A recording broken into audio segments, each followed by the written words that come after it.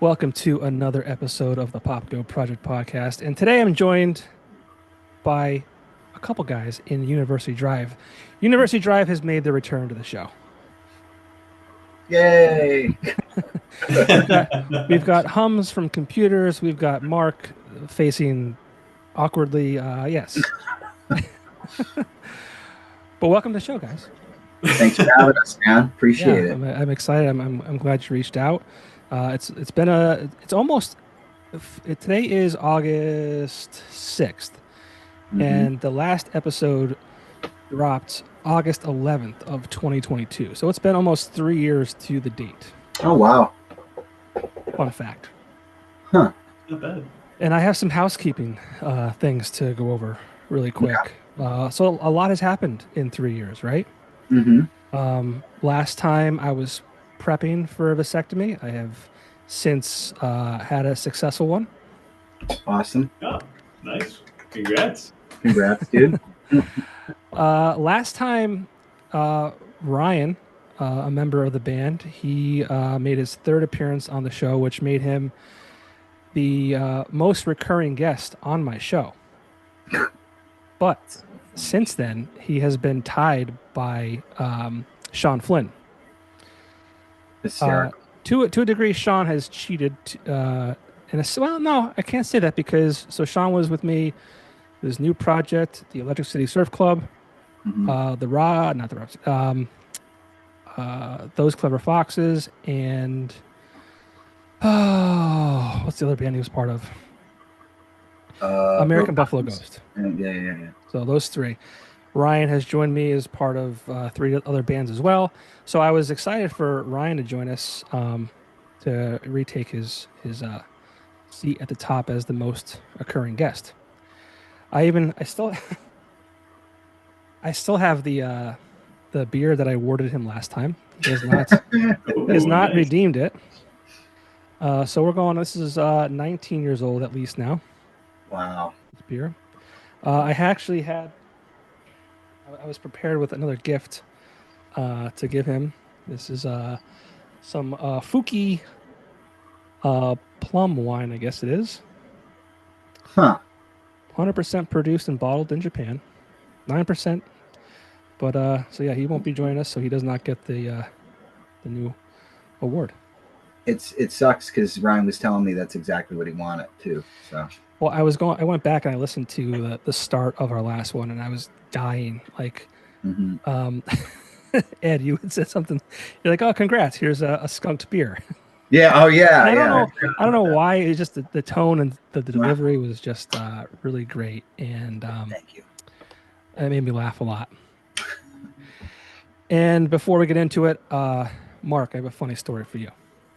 Oh yeah, I love funny stories. So you and I saw each other recently, probably within the last 2 weeks. Yeah. So when I saw you, I saw your face and I said, I know that person. And I spoke to you like I knew exactly who you were. At least I hope I did. Yeah. I could not, for the life of me, bring awesome. a name to your face, right?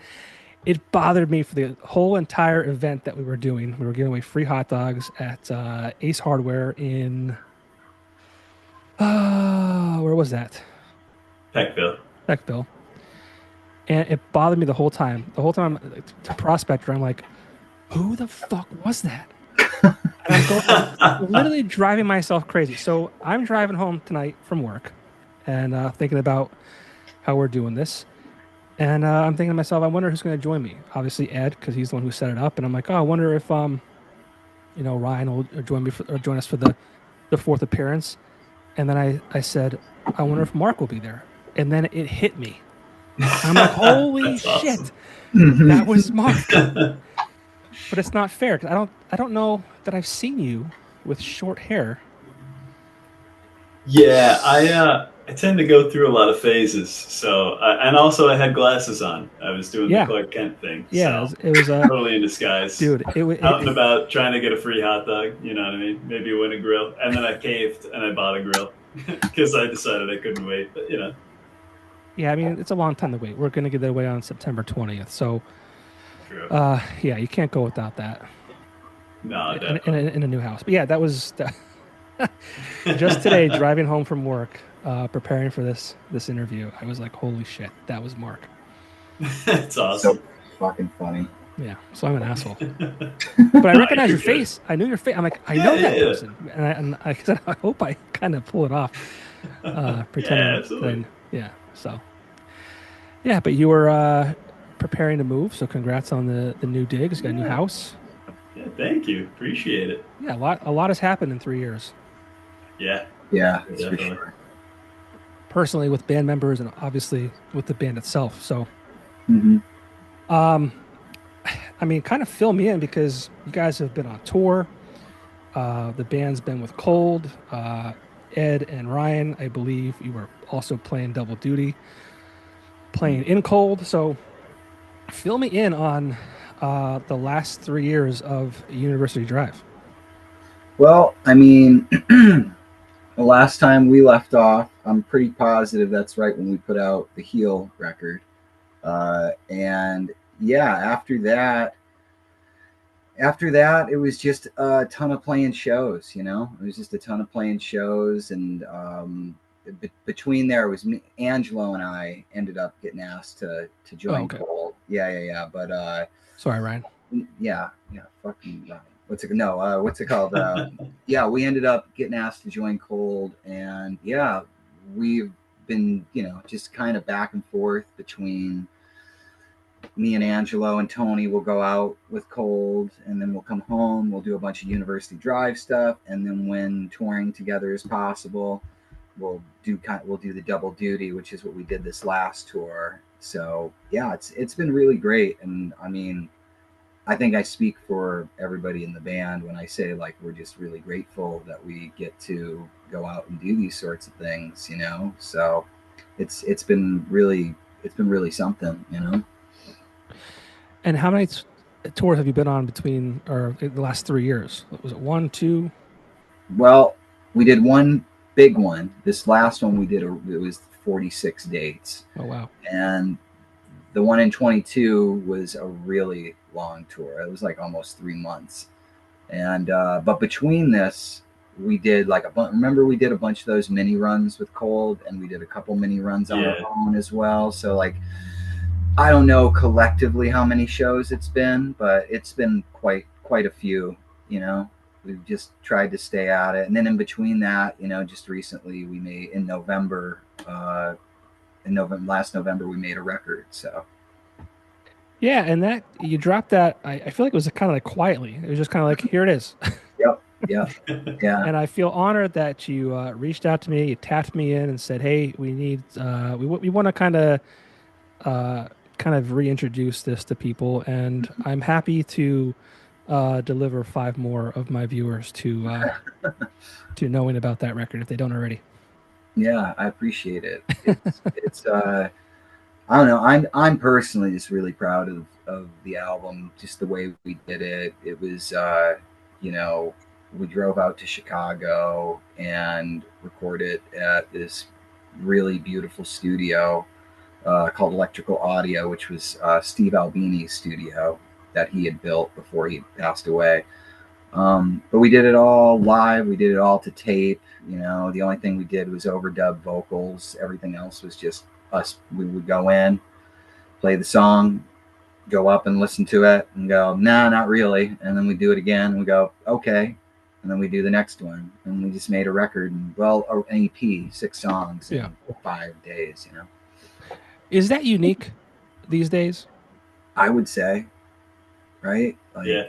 I mean, nowadays it's very normal to just like to completely scrub and edit and process everything like into the ground, like, and I feel like you could hear it sonically in a lot of the music that you hear now, and that's not a dig. I mean, we also record, all of us have DAWs and record digitally, or have recorded digitally, and we undoubtedly will make another record using Pro Tools or something like that. But I think I mean, I know it's quite rare for a band to go in and just stay in the analog medium and to do it all live. It's we just wanted something that was an accurate representation of what we sound like. You know, that was a big thing that we would often get told, or I mean, I at least heard it a lot, was, yeah, the album was good, but, you know, the show was so much better. The show is so much better. And I know that that's a thing that just happens when you're in a live environment, but we really wanted to capture just what it sounds like when you're in a room with our band, but with nice microphones, you know? Yeah. So. And I think you guys captured that pretty good. And the title is First Stage Separation. Yep. I think that's an interesting title. Can you elaborate on that? Yeah. So it's funny. My wife does was doing these gateway tapes things, and they're like meditation type, like astral projection kind of things, and they and you follow the tapes, and over the course of time, like all of them are labeled basically. And so one will be, I don't remember all the names of the titles, but she would tell me them, and I even tried doing a couple of them. And one of the titles was First Stage Separation. And when I heard that, I thought, like, wow, that has a lot to do with a lot of the lyrical content that I'm doing. Maybe it's not in the astral projection realm or remote viewing realm lyrically, but, you know, I saw a lot of significance in that title. And I don't know, I said, I think we're going to call it this, and nobody threw rocks at me when I suggested it. So we I thought it sounded cool. So there it is. Mark gave us his thought was cool, and I was like, let's do it. 2 thumbs up. Did he judge you from the side like he is right now? Yes. Yeah, absolutely. I do everything at a 45-degree angle. Yeah, I have to. Yeah, I think it's a really cool album name. Thanks. And like, you know, you could even, you know, for someone who doesn't know the history, like, or whatever, you know, it could refer to, you know, the stage that you play on or something. I don't know. Yeah. There's a lot of different ways you can kind of take it, you know. So talk about, you said it's 6 songs. One of my favorites is All the Way Down. But talk a little bit about some of the content, whether it be lyrically or musically.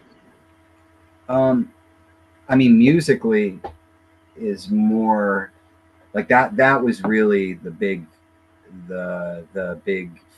focus with everything, you know, because prior records, I mean, it's no secret that, you know, when the band started, it was just kind of my thing, you know, and I reached out to people to kind of fill the void for shows, and then eventually for tours. And then over the course of time, you know, we ended up just getting the right group of people, and it's kind of become a band, you know, it's like an actual band. So with this one, it was like the first time really, besides Crisis and Eraser Days, where everybody completely wrote their own parts. Like, even if I had something that I was like, oh, this is the guitar line I hear, it would maybe influence something that maybe Angelo or Mark was doing, but they would take it in this other way, or they'd write something 10 times better, you know? So the biggest thing for this record was just everybody kind of like just making contributions, like, and you could, that's the big difference. That's the thing I think you could hear from On Off Reset, Clear, Heal. Like, you hear a common thread there, and you hear slight different influences throughout, but on this one, it's like you hear that same band sort of, but it's like things are colliding now, and there's things that are more exploratory, and I don't know, you for me personally, when I listen to it, it's something I would want to listen to, you know, not just saying that as somebody who's in the band, but it's something more in the wheelhouse of just albums I like and music I like, you know. And who would you say some of the influences are on this, if any? For me, it was a lot of, you know, the Pixies, Color Revolt, Fugazi, Nirvana, PJ Harvey, bands like that, you know, that had a little bit more like of a louder, abrasive kind of sound.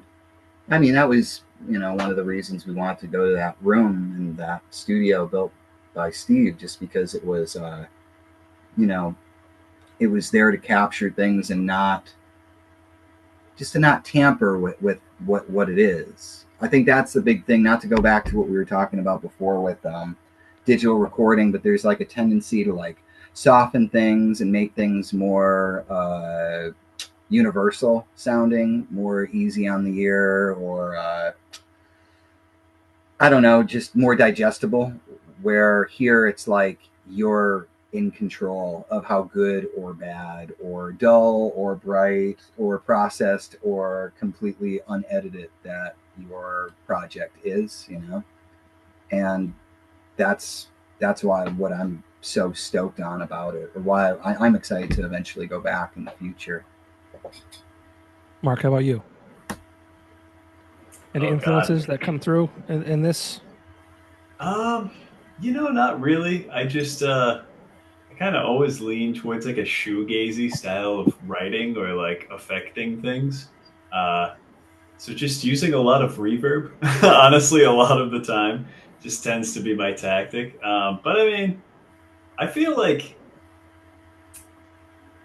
I don't know. Yeah, I can't really say there's any like specific influence. I mean, Ed really came forward with a lot of really good tracks and just kind of handed it to everybody and was like, do what you will to this, essentially.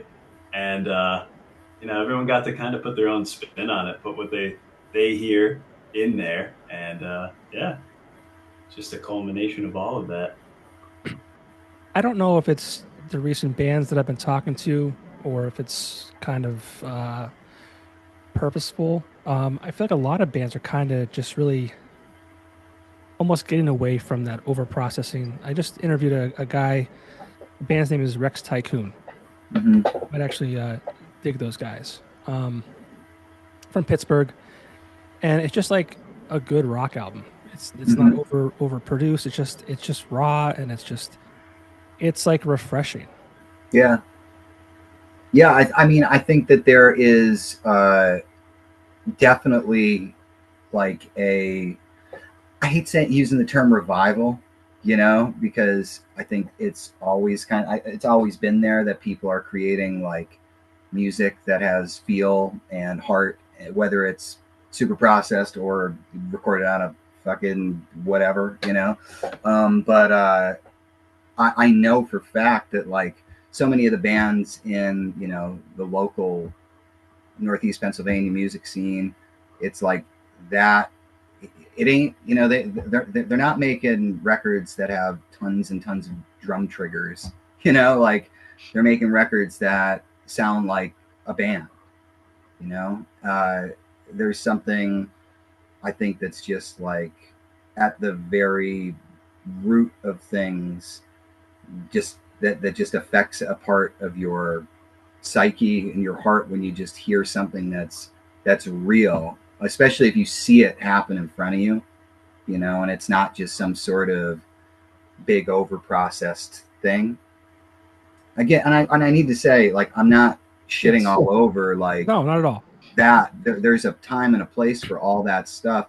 It's just the fact that it's become such the norm, you know, like it shouldn't be weird. And Mark, correct me if I'm wrong here, but in my eyes, it shouldn't be weird if you go out to play a show somewhere and bands start putting their amps everywhere and people start going like, why are we using amps? Like that shouldn't be weird. And I'm not saying amp modelers are great. They're fucking incredible, but they're modeling amps, and it's okay if they're amps too. You know, it's okay. It's okay if the drummer is not playing to a click track or he is playing to a click track. It doesn't matter as long as as long as there's some heart and soul behind what's happening, you know, whether live or record it, like that should be the thing that matters, you know? Absolutely. I think it's neat. I'm sorry. No, go ahead. I was just gonna say, I think it's neat to also like have that limitation of like when you have a modeler or something, like you can just model whatever you want, any amp, any effect, whatever. But when you only have one amp and one pedal board with a couple pedals on it, whatever, you're really kind of limited to what you have and the colors of your palette. And I think it really opens you up to more creativity and like writing more true parts to yourself, I guess, in a way. When you don't have all of that to reach for, you just have a few tools at your disposal. So I don't know. It's just, there's something really like genuine, I feel like, almost about playing through an amp and just a few pedals. Just anything like that too, just to work off what he's saying. It's like decisions, you know, like you're making decisions, like where, and again, that goes back to everything I'm saying about like multi-track, digital recording, all that stuff. It's amazing, but you almost like to retain any sense of like reality, you almost have to like personally enforce rules so that you don't get carried away, you know? It's like option paralysis. Yeah, that's just it. It's like you end up in a world where, you know, some song that might be good or great or kind of okay, and you'll work on that song for 6 months just because you're auditioning amp sounds and effects and, you know, putting 30 more tracks of guitars, you know, and nobody's making decisions. So you know, the nice thing about putting a mic up against an amplifier or recording to tape, or if you're going to record in Pro Tools, like just saying, okay, we're only going to track with 20 tracks, you know, like whatever it is, like enforcing something like that just allows you to have to it motivates you to make real time decisions. And I think the art ends up being better, you know? Yeah, I agree. So for sure. I wonder if it's like a generational thing too. Could be. To a degree. Because there's a lot of things that, like, you know, I think the Foo Fighters do a lot of like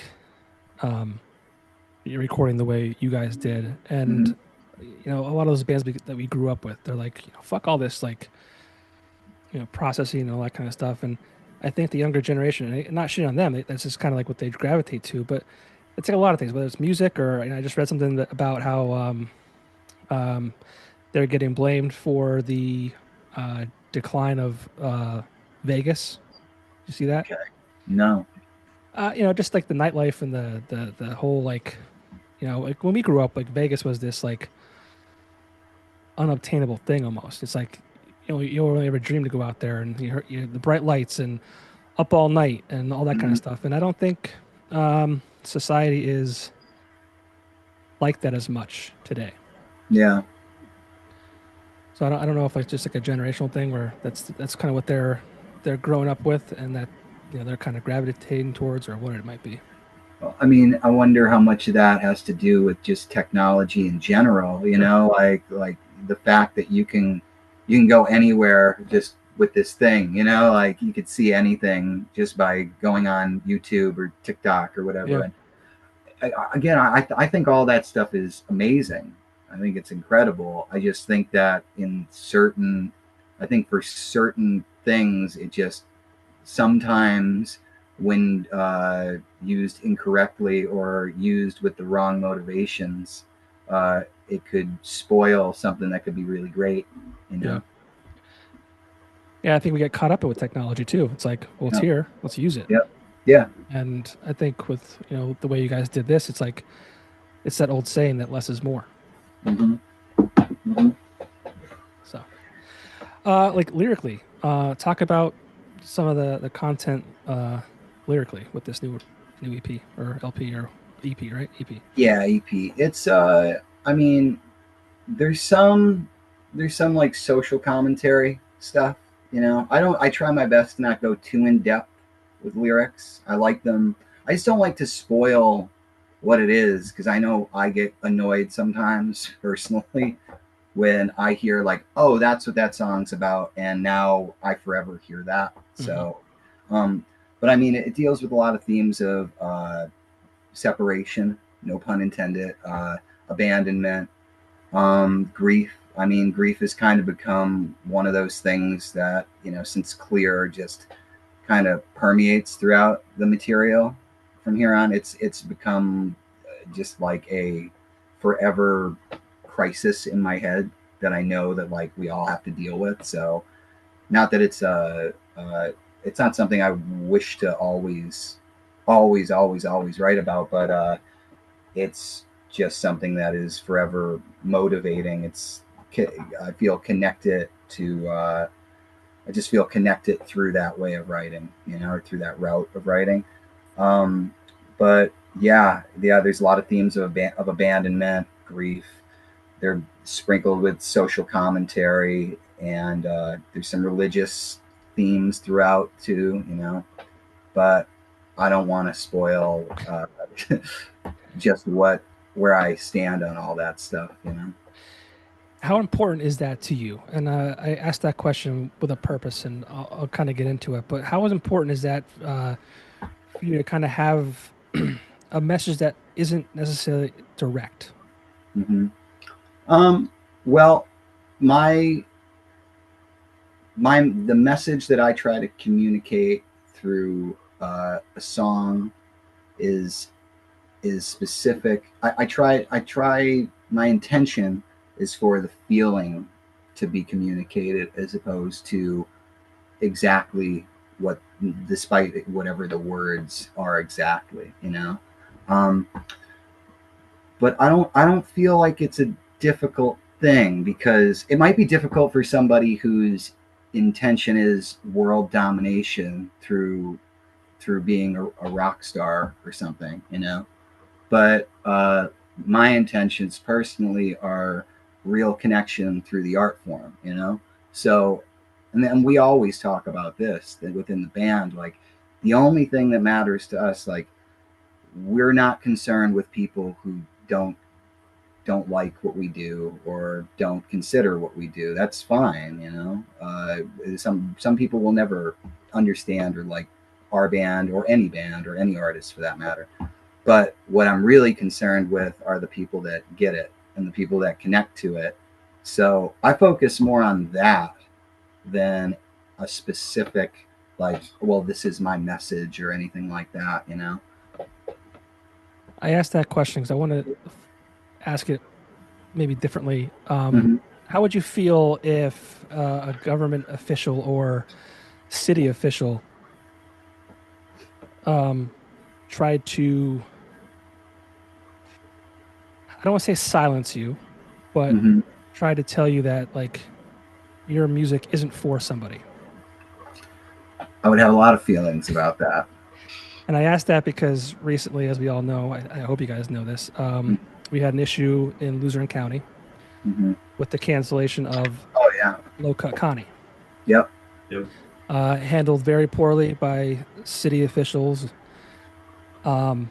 basically canceling that show quietly, mind you, and because they were afraid that people couldn't handle it, or there would be some kind of rioting. They used language like propaganda, and I think that's just an overstepping of artistic integrity.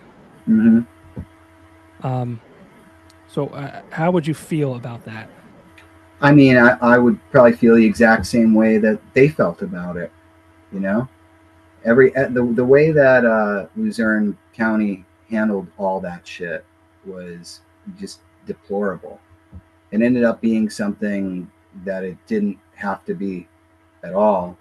And I mean, I don't know much about that band, but from what I can tell, all they were saying was, you know, essentially to, like, we love everybody, we're for diversity, you know, and maybe don't, you know, we shouldn't do genocide.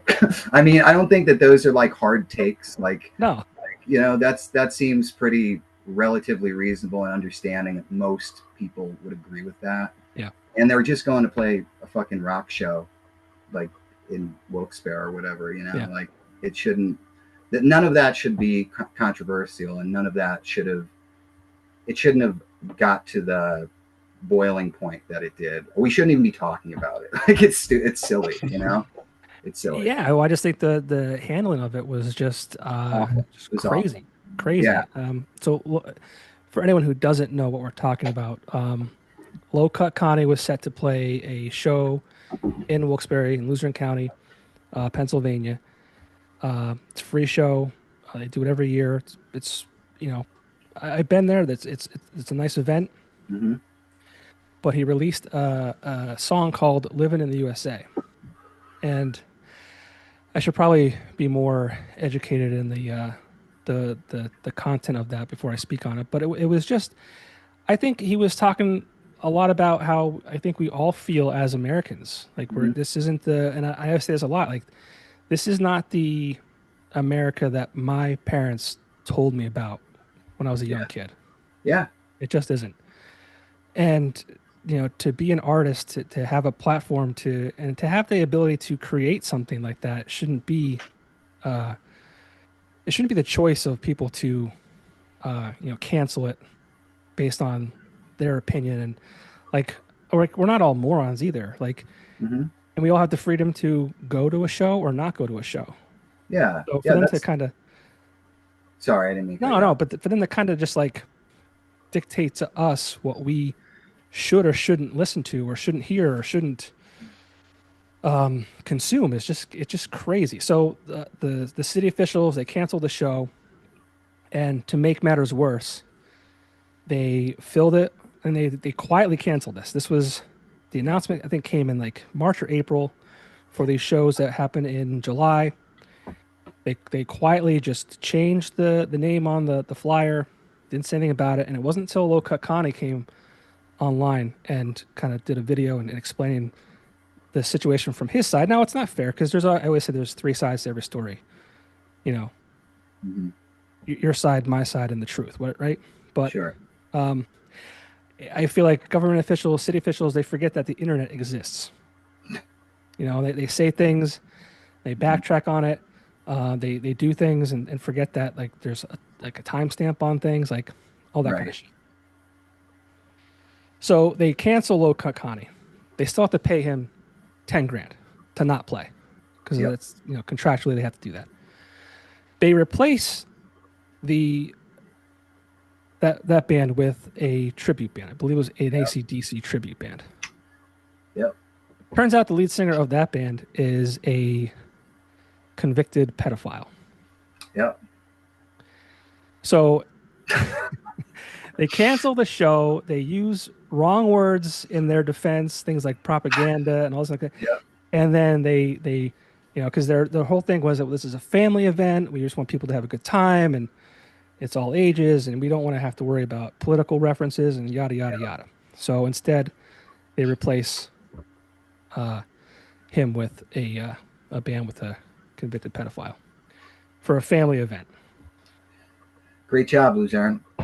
That's fantastic. Great job, Luzerne. Bring your kids. Yeah, right. Like don't leave the kids at home. Yeah, like how?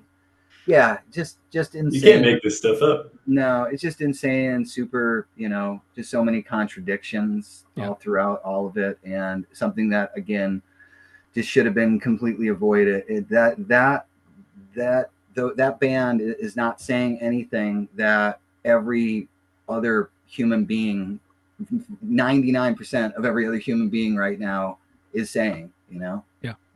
It's none of this should be a wild thing to hear. Like, oh yeah, diversity good, bombs bad. Really? I don't know. Yeah, it's they decided that was too radical. That's too radical. Yeah. Super radical. So can't let people show up to a show and make decisions for themselves. Yeah. Right. We're all morons. We don't know what to think. Yeah. You know, we're all stupid people, and the more I talk about it, the angrier I get. And just the handling of it was just really poor.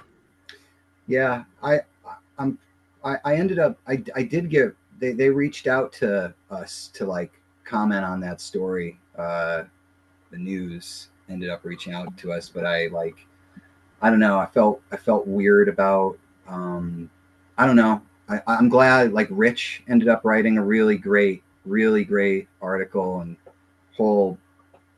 I don't know what you call it, an op-ed article, whatever. Just on that opinion, whole, I think it was opinion. Yeah. It was so well articulated, and it was just great. And I was concerned with looking like I wanted press for our band. Sure. You know, or like trying to take something that had nothing to do with us. Right. You know, but yeah, when I saw that going down, it just turned my stomach. All this shit right now is completely turning my stomach, and I think it's turning everybody's stomach, regardless of a lot of it, regardless political affiliation. It's just disgusting. You know? Yeah, I feel like Rich is the one who actually kind of exposed a lot of that. I know sure.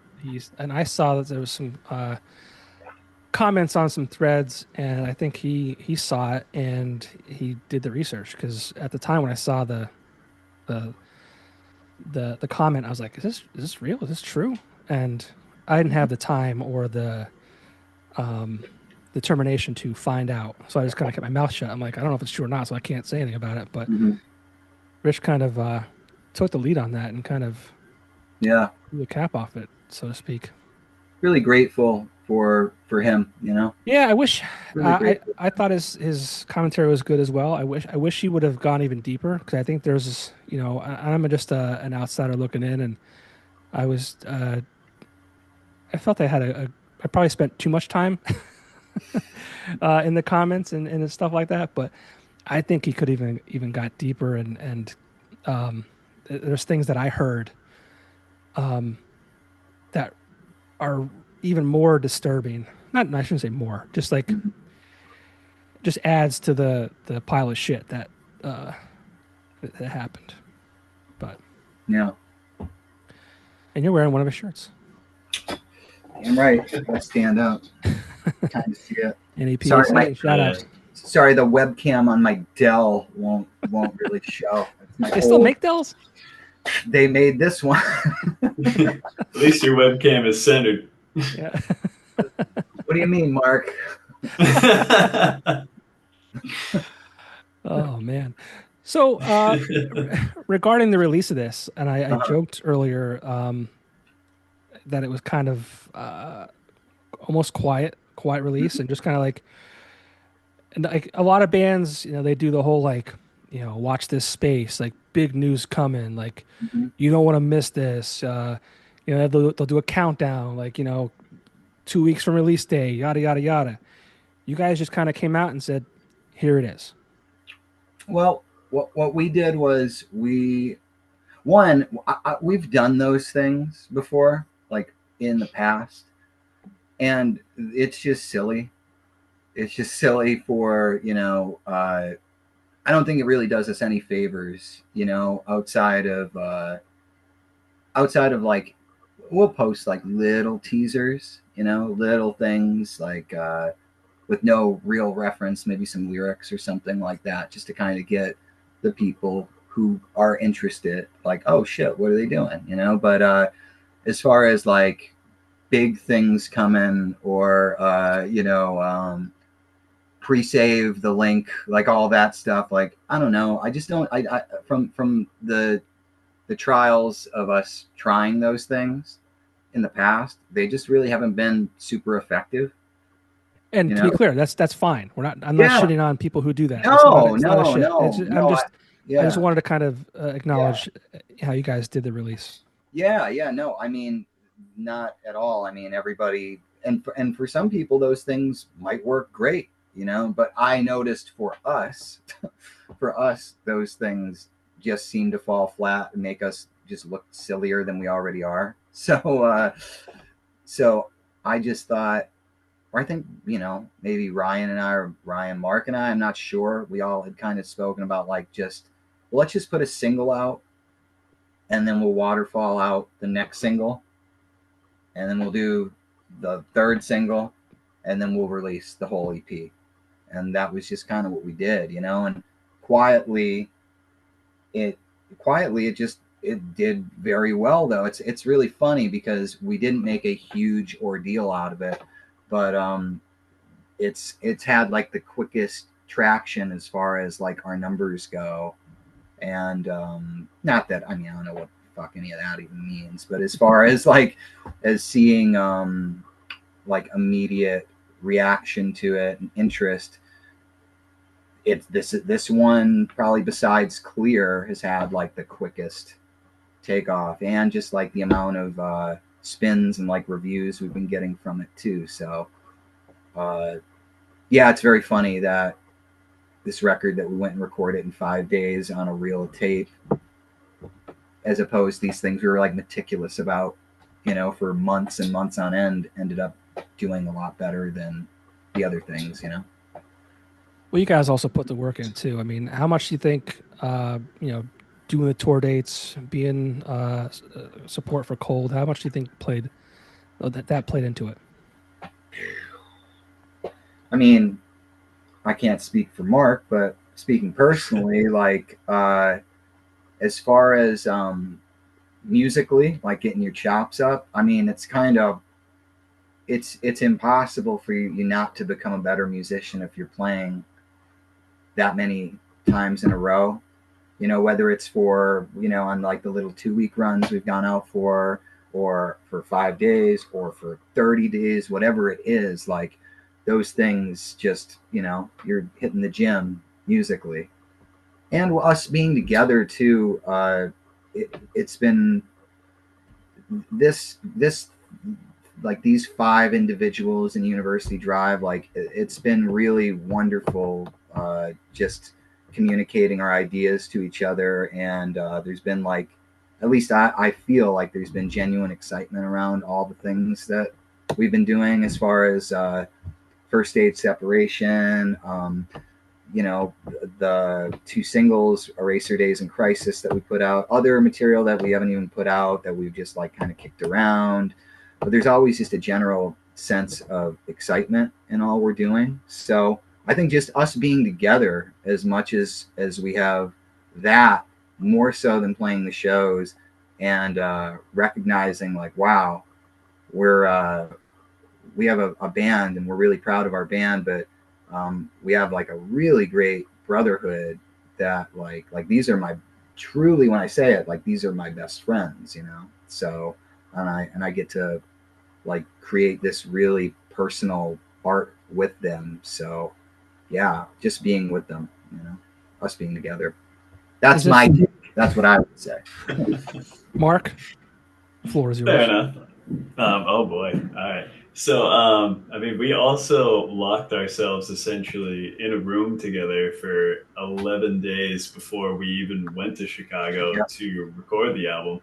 And it was just really crazy watching things kind of evolve over the course of those 11 days. You know, you'd come in one day and be like, well, I think this is what I want my part to be. And then the next day you're like, I'm not so sure. And just, you know, you have 5 people all in a room together, all doing the same thing, and just it progresses into something completely almost different, but the same, you know, like the same at its core.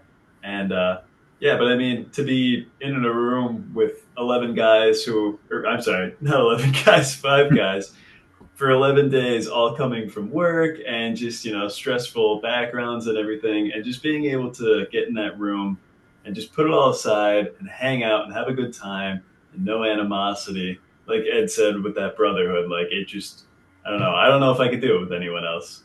Yeah. It's just great. Yeah. Is this the most time you spent together, do you think? Like in the past couple of years? Probably. Yeah, I feel like this past tour was probably the most time that we've spent. Yeah. Specifically for you and I, Mark. Oh yeah, yeah, definitely. Yeah, but like, yeah, as a band for sure. And yeah, I mean, they're just really, they're really important. They're just important to your growth, you know, as a band, or just to your friendship in general, you know. Well, I think that's just like kind of life in general too, with you know, everybody. So it's good to hear that you guys have been able to spend that time together and kind of grow and evolve. Yeah. It's been a really fun process. Mm-hmm. We haven't mentioned Tony. Is Tony still in the band? Tony's still in the band. All right. And he's still doing stuff for Cold too, right? Oh, yeah. So the three members of University Drive are in Cold as well. Correct. And how's Tony doing? Tony's doing good. I was just talking to him a week ago. We were just chatting about upcoming Cold stuff, and I'm in the process of trying to set up 2 university shows, 1 or 2, just before we end up going into Cold World. So we were chatting. He's doing well, and he's playing so good. He's playing so much. It's been really cool to watch Tony evolve as a drummer, just even in my time, being friends and playing music with Tony, watching him when he first joined Cold to then first joining University, and now where he's at. He really is he's a fucking monster on the kit, man. It's kind of cool to see, you musicians, and I think it probably happens to everybody, how much better you can get. It seems weird to you mentioned it before, it's like going to the gym and you get results, and the more you play, and obviously the better you get. But I think it might get lost on people, how better you can get. Yeah. The people you surround yourself with, and then the pain you put yourself through, whether it be performing or touring, all that kind of stuff. It's just kind of, I don't think people think about that a lot. And you got to have a good circle. There's some bands or people or whatever friends that you're around that, it might be a weekend warrior situation, or this is a hobby for us, but it's a hobby that we love dearly and would probably die for, kind of thing.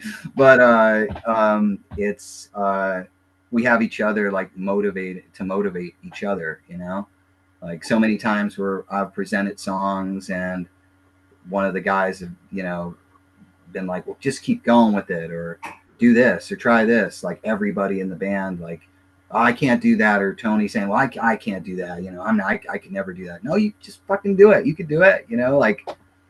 We all kind of motivate each other in a positive way. Yeah.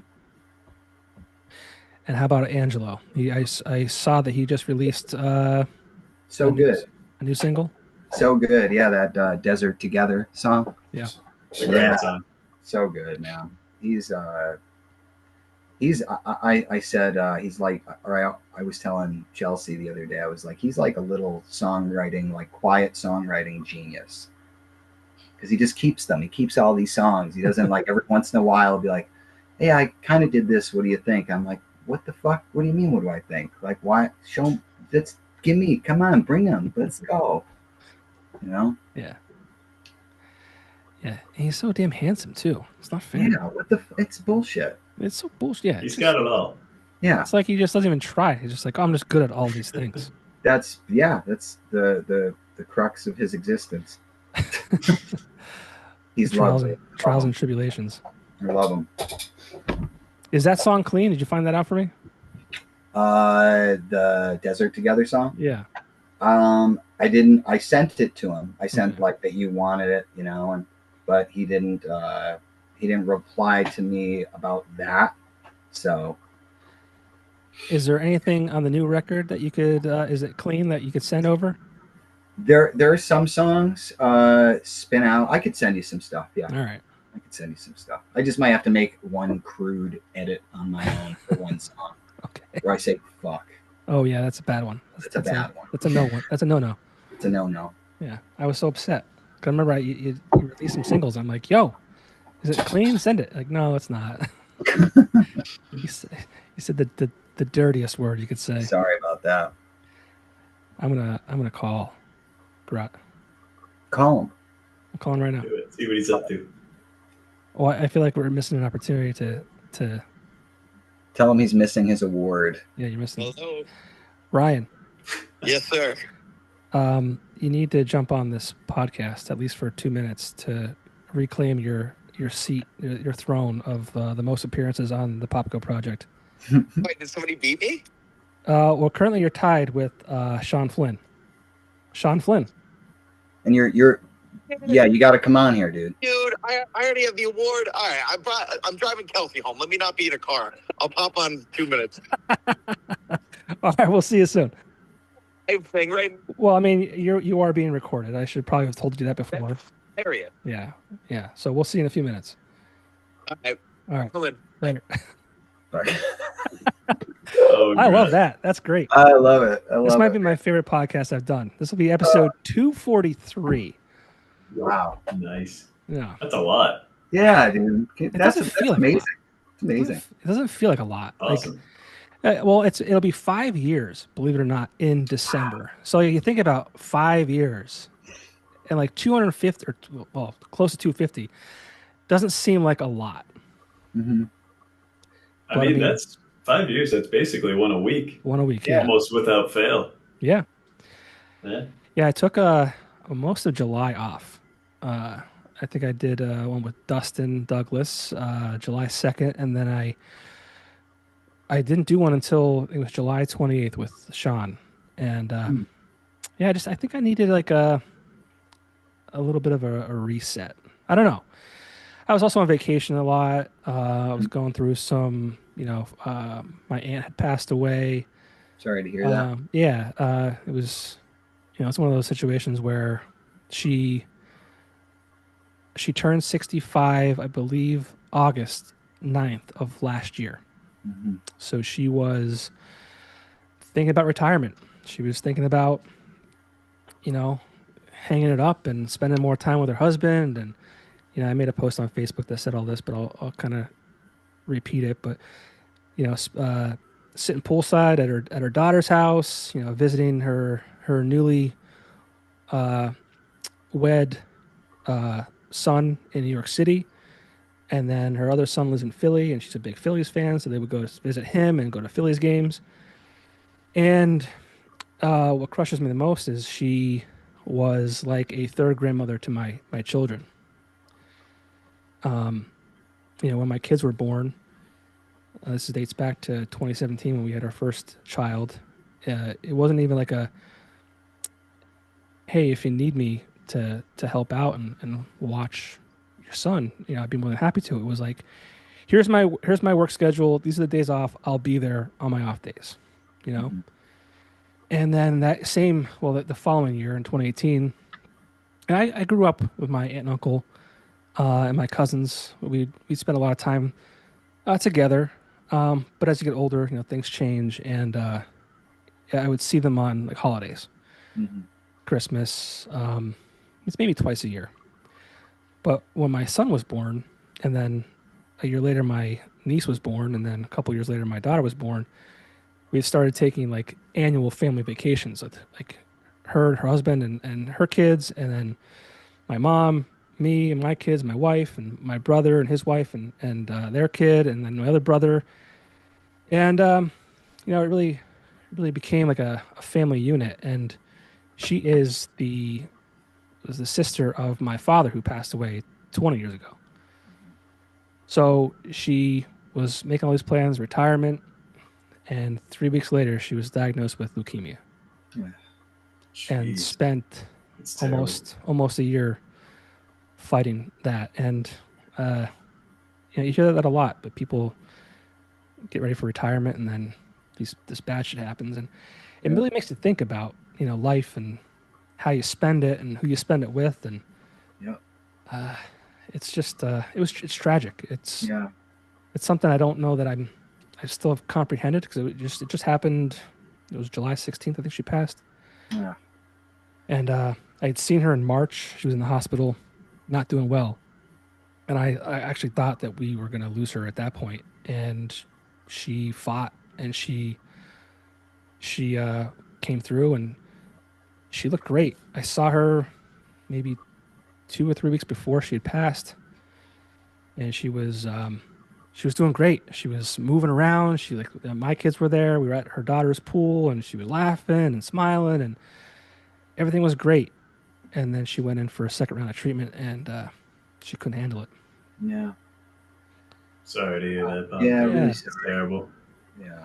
I didn't want to bring it down. It's just no. I hope it's a message for people that you just never know. And I'm like, I get made fun of. I'm a grump, right? Like, my wife wants to go to Disney again for the third time, and she's a better salesperson than I am. She'll say they're not going to be young forever. Like, we can't take it with us, and these are the moments that we're going to remember forever. And I'm like, yeah, you're right. But initially, I'm like, no, we were just in Disney 2 years ago. Why are we going again? Like, this is crazy. Yeah, it's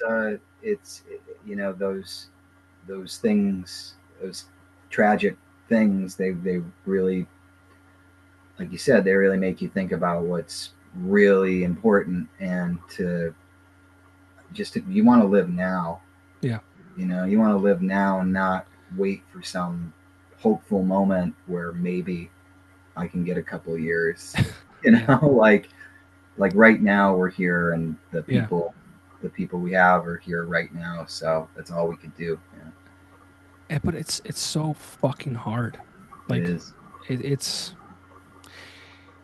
you look back, and every generation is different, right? Like, our life is so much easier than our parents, a lot due to technology and things like that. You can have food delivered to your door without even like getting out of your chair. You have groceries delivered to your door. You can do whatever from your phone. So like, a lot of life is obviously easier. We have medications that help us stay alive longer, all these things. But like, you want to try and buy a house, it's almost impossible. Mm-hmm. And you want to try and rent an apartment. I don't know how people making the minimum wage are affording a place to live. It's going to the grocery store, the cost of eggs and milk and just food in general is fucking crazy. Yeah. Yeah. So yeah, you want to live now. You want to do other things. You want to but it's like you need money to do those things, and it's like it's a dance. The whole thing is it's a dance, but I think at the very least, when I'm saying these things, I'm not really talking about you or us, but I think people have a tendency to have blinders on about those sorts of things until it hits them like a truck, Mm-hmm. I think that everybody here is well aware, that life is very fleeting, but we also have to juggle, like, being able to have the time to live those moments, right? Yeah. So it is tough. It's just just tough world. I was just talking last night, or not last night, 2 nights ago. There's a band called Fox Lake, and their message is, I don't want to say extremely political driven, but there's definitely stuff that's part of that. And Ryan's here. Bring him in. Bring him in. I'll finish my thought. But like, I said to him, like, do you think it's ever going to get better? Like, and he's like, I don't think in our lifetime it will. Yeah. So yeah, we'll see. Hard to tell. Ryan's iPhone too. Ryan has entered the chat. Immaculate. There he is. Oh. He made it. Oh, dude. You guys fucking suck. His fourth appearance on the Popko Project Podcast. And I have an award for you. Oh, sweet Jesus. What is it? Well, first of all, you still haven't got your award for the last appearance. That's what I was trying to say on the phone, is that's mine. This is still yours. All right. Fuck yeah. That's so awesome. It's almost 20 years old at this point. From what I can gather, there's no date on it that I can visibly see. We'll call it, like I said last time, it was probably about 16 years old at the time, so now it's probably about 19. Perfect. Since you showed up to reclaim your seat at the top of the show appearances, I have for you an imported plum Fuki. Oh my God. It is yet again. I'd like to thank my father. Where would you be without him? You know. I wouldn't be here. I'd also like to thank Sean Flynn for holding his seat and keeping it warm for me while I fucking reclaim my crown here. I can't believe you came in just so you can get your fucking prize. Dude, I just literally walked in the door. I have Kelsey, I brought her bags and I kept going. I just got to pop in for 2 minutes. Yeah. So all right. I love all of you guys very much, but there is a pizza and luggage and all of these things. So I'm going to do a drive-by. I love you, Popko. Love you, I'll walk by and reclaim those beers. All right. Yeah, you're a mile away. Come on, like Jesus. I'm a mile, dude. Not even that. I'm within spitting distance of your house. It's 100% produced and bottled in Japan, and 9% ABV. Let's go. Perfect, dude. I'm gonna pee in a jug and give it to you. I don't know how old this is. Bottled this is probably within 5 years old. I mean, it just gets better with age, I think. I hope you guys are talking about like the record and cool artsy shit, and I'm coming in here talking about pissing in bottles. No, actually, we were. I brought the thing down pretty heavy, talking about death and things like that. So you really brought it back up. So thank you for that. Yeah. Hell yeah! Thank God I wasn't part of that because it would have got weird. All right, I'm gonna go do these things. I love you, boys. 4-time appearance. Ryan, buddy. See ya. See ya. I don't know how to leave this though. This is gonna be a whole process. You got it. At least you're facing straight. Wow. Okay. What a fucking entrance. Oh, what a fucking this hands down may be my favorite episode. Yeah. Oh yeah. Fuck yeah. Yeah. It's the 45-degree angle. Yeah. I knew it would work. It's totally. I've got something going here. You guys are just scared to admit it. That's all. I'm not scared at all. So what's next for you guys? I'm not sure. Honestly, at the moment, we're just outside of. Sorry, back to us. Good. Sorry, I had to. That was really good. Outside of, like I said, I'm trying to figure out a time frame to do 1 or 2 shows for the band. Not that we're taking it easy. This is actually, it's funny. This is the first time me and Mark have probably seen each other since we got off the road. Right now, right?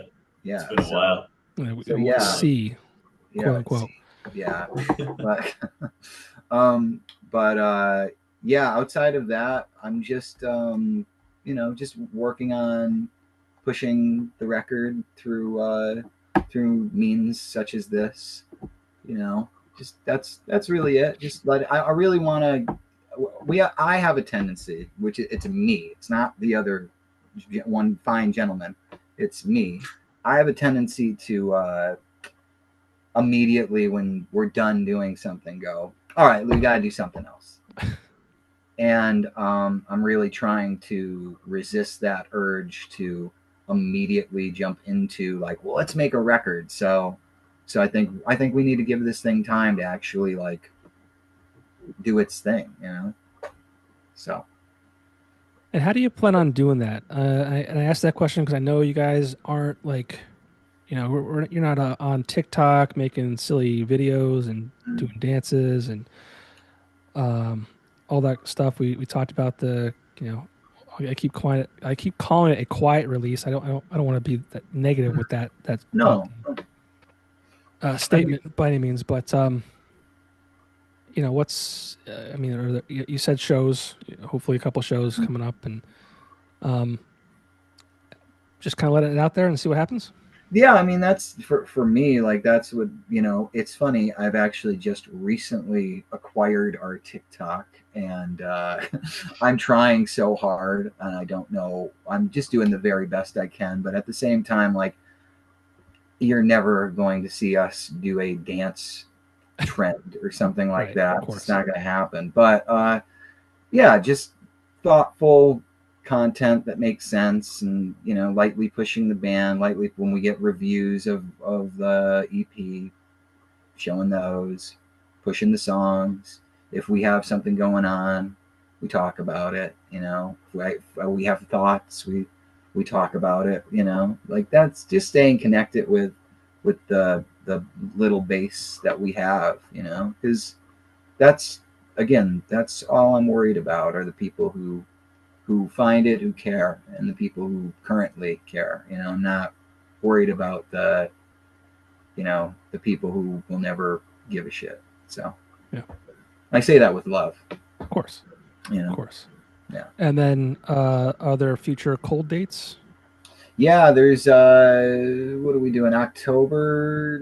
Something, a 2-week run in October of like not acoustic, but it's like we're doing this like winery tour thing where we're gonna do like not broken down. I don't know what the right word. Just different arrangements of the songs and some things that songs that Cold normally doesn't play. Scooter has like a whole vision for the thing. So there's 2 weeks of that, and really I think it's 10 shows altogether. And then I think it's like starting to plan for next year.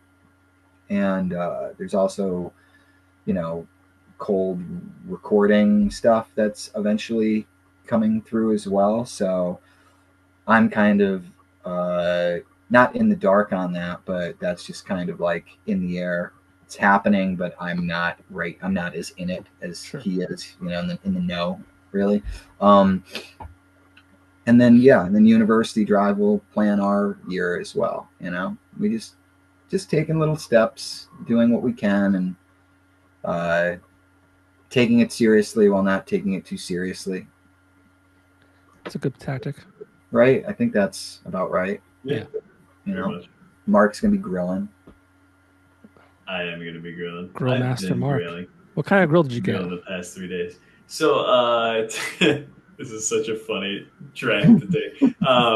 It's like a charbroil, I think it was. It was like $250, but decent 4-burner grill. Yeah. Not too bad. Just been cooking mad steaks, burgers, hot dogs, chicken. Yeah. It's good. Well, that's like one of the first things that I remember when I bought my first house. It's like one of the first things you have to get. It's part of what you have to do. It just really ties it all together. It really does. Like the outside portion of the house really came together once I parked the grill there. It's important. Three clicks of the tong, right? Oh yeah, quick. Yep. Really makes the difference. I noticed the steak flavor came out more when I clicked the tongs 3 times. That's the activation. Yeah, exactly. You're not grilling if you don't click 3 times. I don't make the rules. Yeah. No. Well, thank you guys for allowing me to be a small part of the University Drive world. Like I said, thank you for allowing me to share your message with my 5 listeners. Thank you, man, very, very much. No, I mean, I'm always grateful whenever we get a chance to do this, or when we actually bump into each other. So I'm just really grateful for it. So it's been a minute since I've seen you. Yeah, it's been quite some time. We've been busy boys, all of us, So I mean, I saw Mark, but I really didn't see him because I didn't know it was him. Right. That's so funny. And I literally live maybe probably less than a mile from Ryan, and I never see him. I always used to see him like either driving through or I haven't gone on a walk in a long time, so I haven't passed his house. But I haven't seen any of you guys.